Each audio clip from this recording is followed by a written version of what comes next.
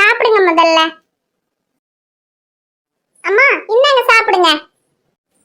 குஜுமா குஜு, சரியான பசி. சாப்பிடுங்கம்மா. அண்ணி நீங்க என்ன பாத்துக்கிட்டே இருக்கீங்க, சாப்பிடுங்க. சரி ரேணு, நாங்க இங்க வந்து உங்க எல்லாரையும் கஷ்டப்படுத்திட்டோம். ஐயோ என்ன அண்ணி நீங்க இப்படி சொல்றீங்க? எங்களுக்கு என்ன கஷ்டம்? அமுதா எங்க பொண்ணு அண்ணி. அப்படி பார்த்தா நீங்க எல்லாருமே எங்க குடும்பம் தான். அப்படியெல்லாம் உங்களுக்கு ஒரு கஷ்டம்னா நாங்க பார்த்துட்டு சும்மா இருப்போமா? ஒன்னும் கவலைப்படாதீங்க, இதுவும் உங்க வீடு தான். நீங்க எதை பத்தியும் கவலைப்படாம முதல்ல சாப்பிடுங்க. இந்த மாதிரி கஷ்டம் துன்பம் எல்லாமே எல்லாரோட வாழ்க்கையிலயும் வர்றதுதான். எல்லாரும் எப்பவுமே ஒரே மாதிரி இருக்க முடியுமா? கொஞ்சம் ஏற்றத்தாழ்வு எல்லா வாழ்க்கையில வர்றதுதான். அதையெல்லாம் எப்படி நம்ம கடந்து திரும்பவும் மேல வரோங்கிறது தான் முக்கியம். அதெல்லாம் சரியா போயிடும். நீங்க முதல்ல சாப்பிடுங்க அண்ணி. சரிம்மா ரேணு. அப்புறம் கதிரும் அமுதாவும் சாப்பிட்டாங்களா? இப்பதான் அமுதா கிட்ட மாப்பிள்ளைக்கு ரூமுக்கு சாப்பாடு கொடுத்து விட்டேன். அவங்க 2 பேரும் சாப்பிட்டுக்குவாங்க. நீங்க சாப்பிடுங்க. சரிம்மா.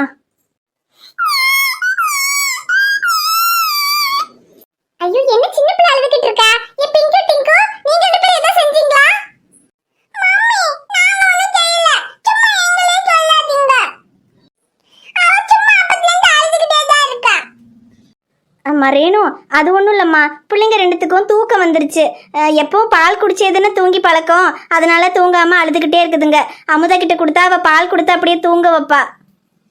ஓ அப்படியா, தூக்கம் வந்துட்டு தான் அழுதுங்களா? அது சரி. இப்பதான் அமுதா கிட்ட மாப்பிள்ளைக்கு அவளுக்கு சாப்பாடு கொடுத்து விட்டேன். அவங்க சாப்பிட்டுக்கிட்டு இருப்பாங்கன்னு நினைக்கிறேன். ஒரு 5 நிமிஷம் ஆகட்டும், அவங்க சாப்பிட்டு முடிச்சிடட்டும். அதுக்கப்புறம் பிள்ளைங்களை கொண்டு போய் அங்க கொடுத்து தூங்க வச்சுக்கலாம். சரி, அவங்க சாப்பிடுற வரைக்கும் நான் வேணா பிள்ளைங்களை தூக்கிட்டு போறேன். நானும் அக்காவும் பாத்துக்கிறோம். நீங்க சாப்பிடுங்க. சரிம்மா. ஏ பிங்கு டிங்கு, முதல்ல நீங்க 2 பேரும் இங்கிருந்து நடங்க, அவங்க சாப்பிடட்டும். Okay mummy. சித்தி ரேணு. என்னம்மா? ஏடி இந்த கத்திரிக்காய் பொரியல் நல்ல ருசியா இருக்குடி. நல்ல அருமையா இருக்கு பாத்துக்க. இன்னும் கொஞ்சம் இல்ல கொண்டு வாயே. இருக்குமா, இருக்கு, இத கொண்டு வரேன். சரி சரி கொண்டு வா. நீங்க எல்லாம் சாப்பிட்டீங்கல்ல, காலையில கொண்டு எடுத்து வைக்க வேண்டிய கெட்டு போய்டும். இருக்கிற அம்பட்டி எடுத்துட்டு வா. சரிங்கம்மா, அதை எடுத்துட்டு வரேன், இருங்க. நமக்கு சோறு தான் முக்கியம்.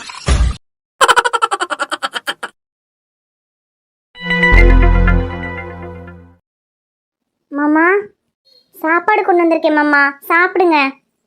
எனக்கு வேணாம் தங்கம், பசிக்கல, நீ சாப்பிடு போ. என்ன மாமா, காலையில இருந்து ஒண்ணுமே சாப்பிடல, பச்சை தண்ணி கூட குடிக்கல, பசிக்கலங்கிறீங்க?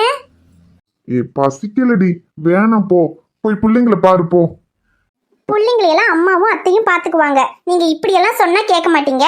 உங்களை சாப்பிட வைக்காம இங்க இருந்து நான் போறது இல்ல. இந்தாங்க மாமா, முதல்ல சாப்பிடுங்க. வேணாண்டி, சொன்னா கேளு, நீ சாப்பிடு. நீங்க சாப்பிடாம நான் என்னைக்கு மாமா சாப்பிட்டுருக்கேன்? அதெல்லாம் முடியாது. நீங்க முதல்ல சாப்பிடுங்க, அப்பதான் நானும் சாப்பிடுவேன். தங்கம், நீயும் நானும் ஒன்னா. ஒரு நாள் சாப்பிடலன்னா எனக்கு ஒன்னும் ஆயிடாது. ஆனா நீ குழந்தைங்களுக்கு பால் வேற கொடுக்கணும். ஒழுங்கா நீ சாப்பிடு. அதத்தான் நானும் சொல்றேன். குழந்தைங்களுக்கு பால் வேற கொடுக்கணும். சாப்பிடாம இருந்தா எனக்கு உடம்புக்கு ஏதாவது வந்துடும். எனக்காகவாவது நீங்க இப்ப சாப்பிட்டு தான் ஆகணும். நீங்க சாப்பிட்டாதான் நான் சாப்பிடுவேன். சொன்னாலே கேட்க மாட்டேன். இந்த விஷயத்துல நீங்க என்ன சொன்னாலும் நான் கேட்க மாட்டேன். நீங்க சாப்பிட்டு தான் ஆகணும். முதல்ல சாப்பிடுங்க மாமா. சரி, நான் மட்டும் சாப்பிடல, நம்ம 2 பேரும் சேர்ந்து சாப்பிடலாம். சரி மாமா, இந்தாங்க சாப்பிடுங்க. ஏன் தங்கம், அத்தை என்ன சொன்னாங்க? யாரு, அம்மாவையா கேக்குறீங்க? அம்மா என்ன மாமா சொல்லுவாங்க? இப்படியெல்லாம் ஆயிடுச்சேன்னு வருத்தப்பட்டாங்க. அது இல்ல தங்கம், மாமாவும் அத்தையும் கேட்டாங்கன்றதுக்காக வீடு தோட்டம் வண்டின்னு எல்லாத்தையும் அவங்களுக்கு கொடுத்துட்டு இப்படி ஒன்றும் இல்லாம வந்துட்டோமே. மாப்பிள்ளை ஏன் இப்படி எல்லாம் பண்ணிட்டாரு? உன்னை பத்தியும் குழந்தைங்களை பத்தியும் கொஞ்சம் கூட யோசிக்கலையா? அப்படி ஏதாவது? என்ன மாமா நீங்க, அம்மா எப்படி அப்படி சொல்லுவாங்க? அவங்களுக்கு உங்களை பத்தி தெரியாதா? என்னையும் குழந்தைங்களையும் நீங்க எப்படி பாத்துக்குவீங்கன்னு அவங்களுக்கு நல்லாவே தெரியும். இருந்தாலும் நீங்க இப்படி ஒரு முடிவு எடுத்திருக்கீங்கன்னா நிச்சயமா அதுல ஏதாவது ஒரு காரணம் இருக்கும்னு அவங்களுக்கு தெரியாமையா இருக்கும். அப்படியெல்லாம் அம்மா எதுவுமே சொல்லல மாமா. இப்படியெல்லாம் அவங்க பண்ணிட்டாங்களேன்னு நினைச்சு வருத்தம் தான் பட்டாங்க. அப்புறம் சித்தி தான் கொஞ்சம் கோவப்பட்டு பேசினாங்க. அவங்களுக்கு அப்புறம் இந்த விஷயங்கள்லாம் எதுவும் தெரியாதுல்ல மாமா. சரி தங்கம், இனி யாரு என்ன சொன்னாலும் எதுவும் பண்ண முடியாதுல்ல. எல்லாமே முடிஞ்சிருச்சு.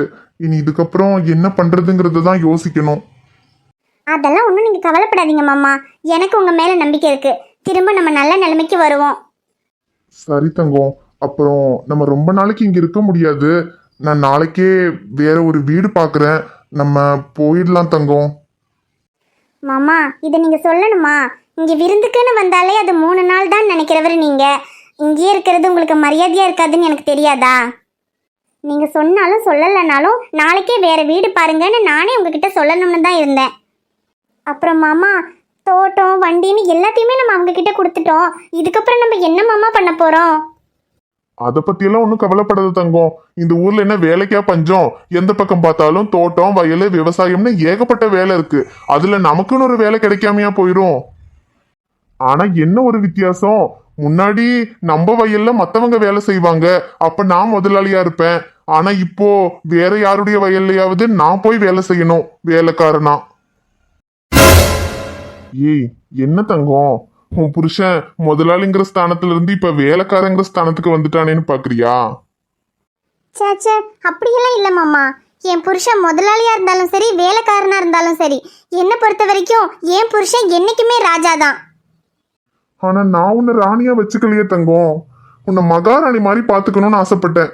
ஆனா இப்படி எல்லாத்தையும் எழுந்து உன்னை நடுத்தெருவுக்கு கொண்டு வந்து நிறுத்திட்டனே. என்ன மாமா நீங்க சும்மா எல்லாரையும் நடுத்தரவுக்கு கொண்டு வந்துட்டேன்னு சொல்லிக்கிட்டு இருக்கீங்க? இதுல நீங்க என்ன பண்ணீங்க? நடந்ததுக்கெல்லாம் எந்த விதத்திலயும் நீங்க காரணம் கிடையாது. அப்புறம் இன்னொரு விஷயம் சொல்றேன், நல்லா கேட்டுக்கங்க. பெரிய வீடு காரு வசதின்னு இருந்தாதான் நான் மகாராணின்னு கிடையாது. என் புருஷன் நீங்க என் கூட இருக்கிற வரைக்கும் குடிசையில இருந்தாலும் நான் மகாராணி தான் மாமா.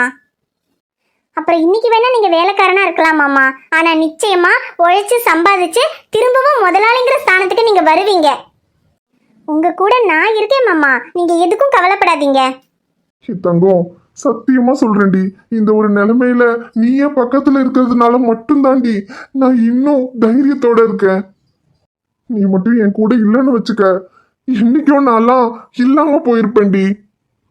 என்ன மாமா நீங்க அப்படியெல்லாம் பேசாதீங்க மாமா. உங்களை விட்டு நான் எங்க போறேன்? என் உயிர் இருக்கிற வரைக்கும் நான் உங்க கூட தான் இருப்பேன். என்ன நடந்தாலும் சரி, இந்த உலகமே அழிஞ்சாலும் சரி, என்னைக்குமே உங்க கையை பிடிச்சுக்கிட்டு உங்க பக்கத்துலயே தான் இருப்பேன். எல்லாமே சரியாயிடும் மாமா, கவலைப்படாதீங்க. தாங்க தாங்க பாருங்கள் காலம் தங்கவை காண வேண்டும் 1000 கோடி புன்னகை. தாங்கிக் கொள் என் கண்மணி சாய்ந்து கொள் என் தோழி. வானம் பூமி காற்றை தாண்டி வாழ்ந்து பார்க்கலாம்.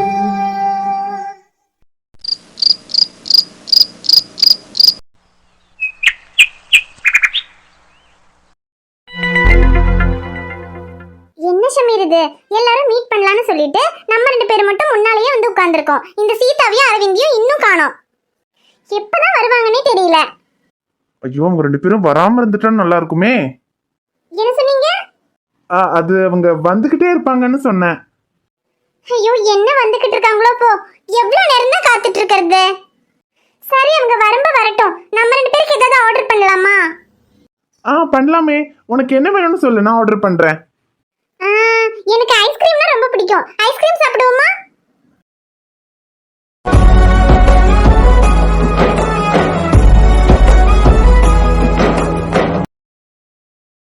ஹலோ ஷமீர். சொல்லு ஐஷு. என்ன ஷமீர் ஐஸ்கிரீம் சாப்பிடுவோமான்னு கேட்டேன். சாப்பிடலாம் ஐஷு. சார் என்ன சாப்பிட்றீங்க? 2 ஐஸ்கிரீம் கொண்டு வாங்க. எனக்கு சாக்லேட் ஃப்ளேவர், அவங்களுக்கு strawberry flavour. Okay sir. Shameer எனக்கு ஸ்ட்ராபெரி ஃப்ளேவர் தான் பிடிக்கும்னு உங்களுக்கு எப்படி தெரியும்? அது ஐஷு, பொதுவா பொண்ணுங்களுக்கெல்லாம் ஸ்ட்ராபெரி ஃப்ளேவர் தானே பிடிக்கும். அதான் உனக்கும் ஸ்ட்ராபெரி ஃப்ளேவர் பிடிக்கும்னு நினைச்சு ஆர்டர் பண்ணேன். ஓ அப்படியா? பரவாயில்ல, பொண்ணுங்க சைக்காலஜி எல்லாம் நல்லா புரிஞ்சு வச்சிருக்கீங்க. சரி இந்த அரவிந்தும் சீதாவும் என்னதான் பண்றாங்கன்னு தெரியல. அரவிந்துக்கு ஒரு கால் பண்ணி பாக்குறீங்களா? அதான் பண்றேன் ஐஷு.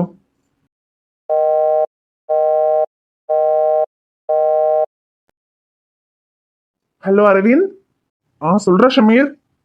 எங்கடா இருக்க? நானும் ஐஷுவும் இங்க காஃபி ஷாப்ல உனக்கும் சீதாக்காகவும் வெயிட் பண்ணிட்டு இருக்கோம். அதான் ஸ்டேஷன்ல தாண்டா இருக்கேன். இப்பதான் டியூட்டி முடிஞ்சது. நான் தான் இப்ப சீதாவை பிக்கப் பண்ணிட்டு அங்க வந்துடுறேன். என்னது வேலையா இருக்கியா? இல்ல ஷமீர், வேலை முடிஞ்சது. இத கிளம்பிட்டேன், இப்ப வந்துடுறேன். என்னடா சொல்ற, வர முடியாதா? ஓஹோ, கதை அப்படி போகுதா? சரி சரிடா, நான் வரல. என்னடா அரவிந்த், நாங்க உனக்காக தான் இவ்வளவு நேரம் காத்துக்கிட்டு இருக்கோம், இப்போ வர முடியாதுன்னு சொல்ற? டேய் டேய், அதான் நான் வரலன்னு சொல்லிட்டேனேடா, என்ன விட்டுடுடா. என்னது, சீதாவுக்கும் வேலை இருக்கு, வர முடியாதுன்னு சொல்லிட்டாங்களா? இது வேறயா? சர்ற மச்சான், நான் சீதா கிட்ட சொல்லி வர வேண்டாம்னு சொல்றேன். ஐயோ என்னடா அரவிந்த் இது, 4 பேரும் மீட் பண்ணலாம்னு நினைச்சுதான் காஃபி ஷாப்க்கு எல்லாரும் வாங்கன்னு சொன்னோம். இப்போ என்னடான்னா நீயும் சீதாவும் வேலை இருக்கு, வர முடியாதுன்னு சொல்றீங்க. சரி, நீ என்ன பண்றது? நீங்க 2 பேரும் வேலையை பாருங்க. நானும் ஐஷுவும் இனி வந்ததுக்காக கொஞ்ச நேரம் உட்காந்து பேசிட்டு நாங்களும் கிளம்புறோம். சரிடா மாப்ள, நீ நடத்து, நான் வச்சிடுறேன். அப்பா, என்னமா பிளான் போடுறான்? இந்த மாதிரி பிளான் எல்லாம் பண்றதுக்கு இவங்கிட்ட இருந்து தான் கத்துக்கணும் போலயே. சரி, அவங்க 2 பேரும் அங்க கடலை போடட்டும். இதுதான் நல்ல சான்ஸ். இதையே சாக்க வச்சு நம்மள பார்க்க போவோம். என்ன ஷமீர், அரவிந்த் என்ன சொன்னாரு? அவங்க வரலையா?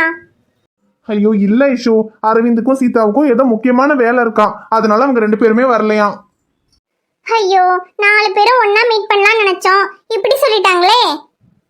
அதுக்கு என்ன பண்றது ஐஷு, உனக்கு ஒரு வேலையும் இல்ல, எனக்கு சொந்த ஹாஸ்பிட்டல் இருக்கிறதுனால நான் எப்ப வேணும்னாலும் நினைச்சா வரலாம். ஆனா சீதாக்கும் அரவிந்துக்கும் அப்படியா? சீதா ஏன் ஹாஸ்பிட்டல்ல தான் ஒர்க் பண்றா, இருந்தாலும் அங்க பேஷண்ட்ஸ் எல்லாம் இருக்கும்போது நான் அவளை வெளியே வான்னு கூப்பிட முடியாது பத்தியா. அப்புறம் அரவிந்தோட விஷயம் சொல்லவே வேண்டாம், அவருக்கு எப்போ எங்க எப்படி ஒர்க் வருதுன்னே சொல்ல முடியாது. ஆமா, நீ சொல்றதும் சரிதான். சரி, நீ என்ன பண்றது? அவங்க தான் வரலன்னு சொல்லிட்டாங்களே, ஐஸ்கிரீம் வேற ஆர்டர் பண்ணிட்டோம். நம்ம 2 பேரும் சாப்பிட்டுட்டு அப்புறம் கிளம்பலாம். ஓகே ஐஷு. சார் இந்தாங்க சார் ஐஸ்கிரீம். வைங்க. சரி ஷமீர், அவங்க வரலன்னா என்ன, நம்ம ஜாலியா இந்த வெயிலுக்கு சில்லுன்னு ஐஸ்கிரீம் சாப்பிட்டுட்டு அப்புறமா கிளம்புவோம். சரி ஐஷு.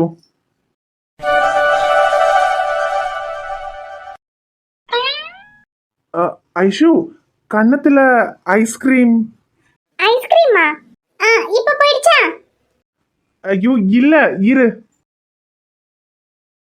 இதுவரை மண்ணில் பிறந்த பெண்ணில் நீதான் அழகியடி, இத்தனை அழகும் மொத்தம் சேர்ந்து என்னை வதைப்பது கொடுமையடி. அன்பே அன்பே கொல்லாதே, கண்ணே கண்ணை கில்லாதே. பொறுக்கி ராஸ்கல், என்ன காரியம்டா பண்ண? ச்சே, உன்னை எல்லாம் ஃப்ரெண்டா நினைச்சு உன் கூட பழகுன பாரு, என்ன சொல்லணும்? இதுக்கப்புறம் என் மூஞ்சிலேயே முழிக்காத. ஐஷு, ச்சே, அவசரப்பட்டுட்டியடா.